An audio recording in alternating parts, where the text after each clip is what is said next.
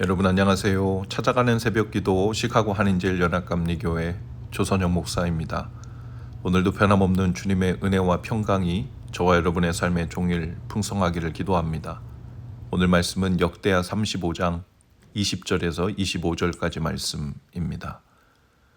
이 모든 일 후 곧 요시야가 성전을 정돈하기를 마친 후에 애굽 왕 느고가 유브라데 강가에 갈그미스를 치러 올라왔으므로 요시야가 나가서 방비하였더니 느고가 요시야에게 사신을 보내어 이르되 유다 왕이여 내가 그대와 무슨 관계가 있느냐 내가 오늘 그대를 치려는 것이 아니요 나와 더불어 싸우는 족속을 치려는 것이라 하나님이 나에게 명령하사 속히 하라 하셨은즉 하나님이 나와 함께 계시니 그대는 하나님을 거스르지 말라 그대를 멸하실까 하노라 하나 요시야가 몸을 돌이켜 떠나기를 싫어하고 오히려 변장하고 그와 싸우고자 하여 하나님의 입에서 나온 느고의 말을 듣지 아니하고 무깃도 골짜기에 이르러 싸울 때 활 쏘는 자가 요시야 왕을 쏜지라 왕이 그의 신하들에게 이르되 내가 중상을 입었으니 나를 도와 나가게 하라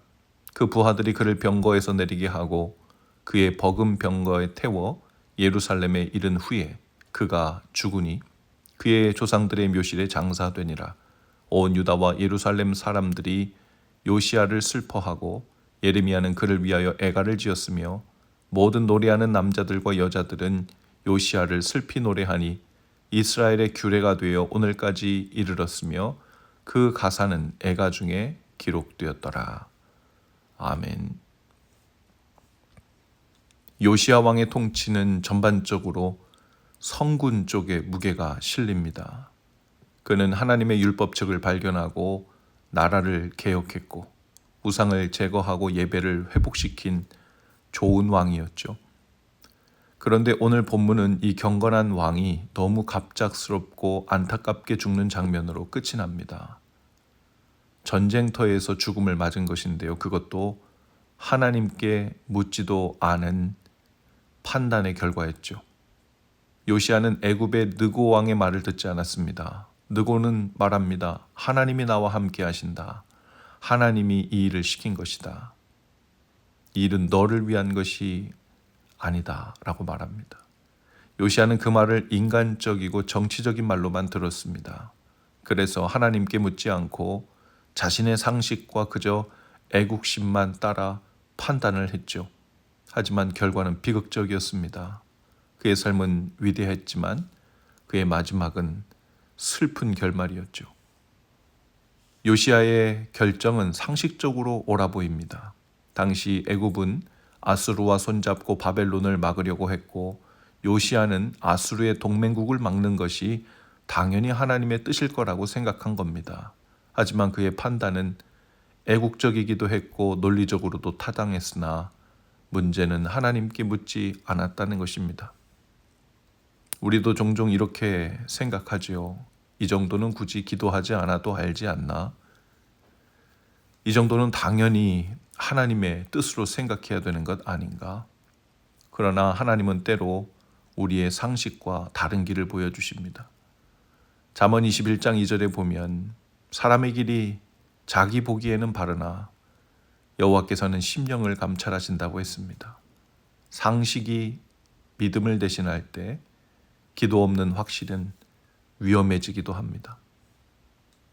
느고 왕의 말이 그저 인간의 말이 아니었다는 것을 오늘 본문에서도 이야기하지만 역대하 35장 22절에서는 더욱 분명히 밝히고 있습니다. 요시야는 하나님께로부터 말씀하신 느고의 말을 듣지 아니하고 라고 표현하고 있죠.